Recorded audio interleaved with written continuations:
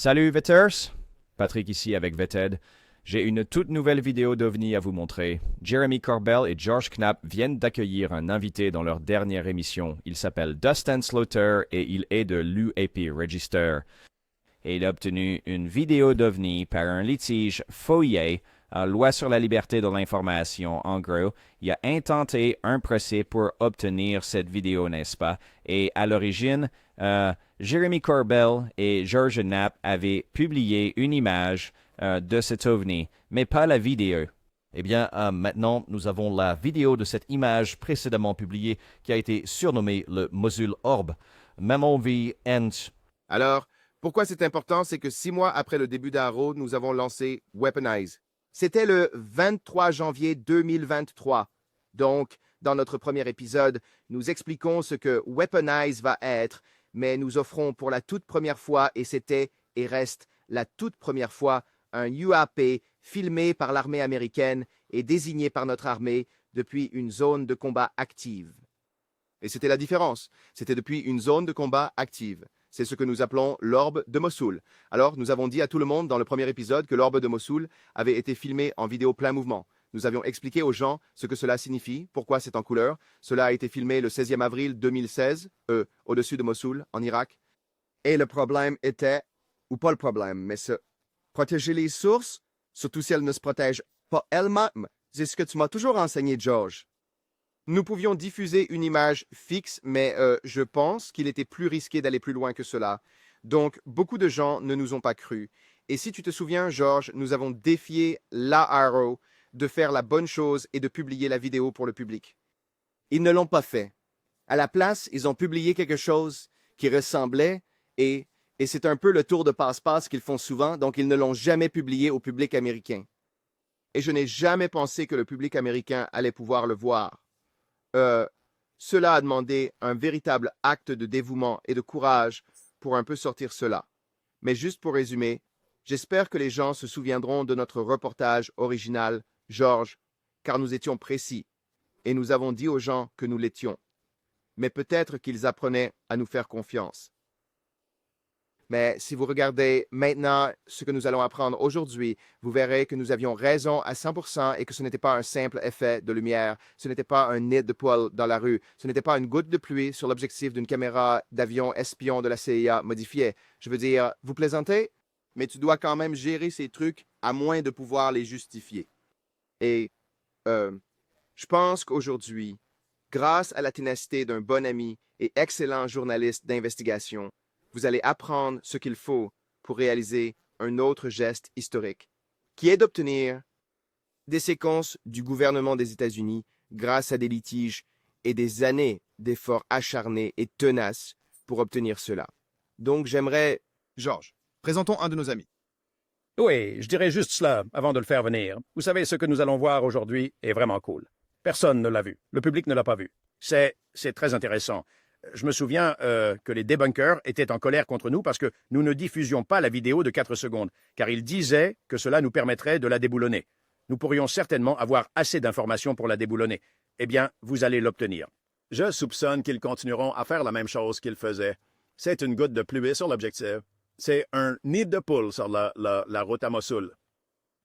Toutes sortes de théories vraiment farfelues qui ne tiennent pas vraiment la route, comme nous allons le voir. Mais ce type, qui a été notre invité et notre ami, il nous a aidés auparavant. Nous nous sommes tous les deux intéressés aux intrusions d'OVNI à l'installation de Pantex et il s'est investi et a obtenu de très bonnes informations. Dustin Slaughter dirige quelque chose appelé le registre UAP. Ce n'est pas flashy. C'est juste du journalisme d'investigation solide. Il propose de super histoires et aujourd'hui, il a vraiment trouvé une perle parce que cette vidéo à elle seule que nous allons voir est importante, mais les implications de ce que Dustin a réalisé sont tellement plus grandes pour ce sujet.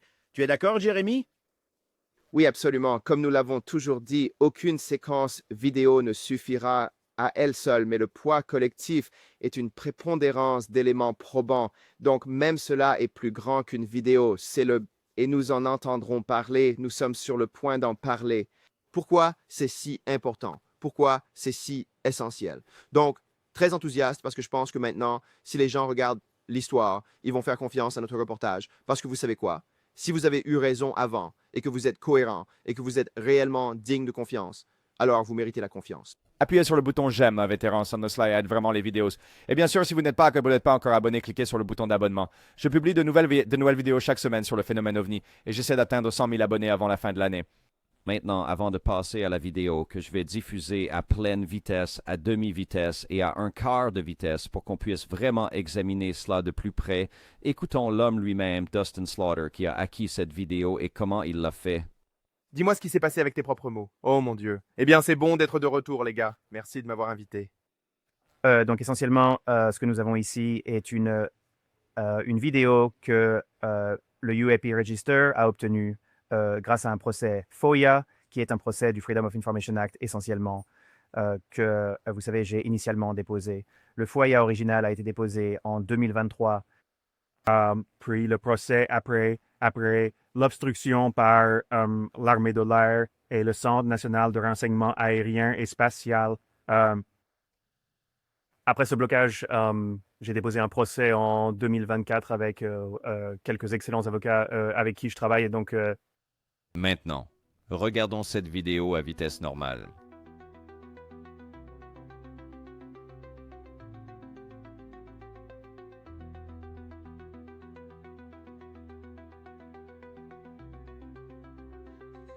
Maintenant, le voici de nouveau à vitesse réduite de moitié.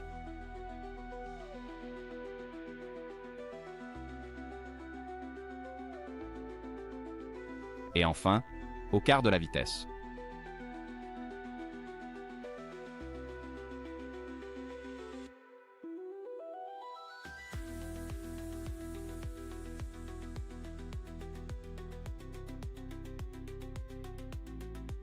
Je ne sais pas pour vous, mais c'est une vidéo assez intéressante. Je ne suis pas vraiment sûr de quoi en penser, n'est-ce pas, alors que vous regardez un peu cette chose. Comme, qu'est-ce que c'est que cette chose qui vole autour? Et vous savez, je pourrais poser 1 million de questions. Ah, qu'est-ce que c'est? Vous savez, qu'est-ce que c'est? Que c'est ce que... Mais le fait que notre gouvernement vient juste de... Ils ont clairement pris le temps de découvrir ce que c'est et n'ont pas pu. Donc, ils l'ont laissé comme, vous savez, anormal, un phénomène aérien non identifié, n'est-ce pas? Mais ils ont clairement compris que ce n'était pas un ballon ou quelque chose qui vole, n'est-ce pas? Donc, c'est plutôt intéressant. Qu'est-ce que c'est que cette chose? Je veux dire, ça ressemble à une sphère argentée qui passe, n'est-ce pas? C'est exactement à quoi ça ressemble. Donc, nous devrons attendre et voir, et je pense que c'est intéressant comment nous avons obtenu cette vidéo, n'est-ce pas? Qu'elle a été acquise grâce à des poursuites judiciaires avec la loi sur la liberté d'information, vous savez, avec des avocats. Ils sont intervenus, ils ont obtenu la vidéo. Et apparemment, Dustin a davantage de cas et nous pourrions obtenir plus de vidéos de la part de Dustin Slaughter. Donc, un grand merci à UAP Register. Bon travail. Au moins, c'est des données, quelque chose à regarder, n'est-ce pas?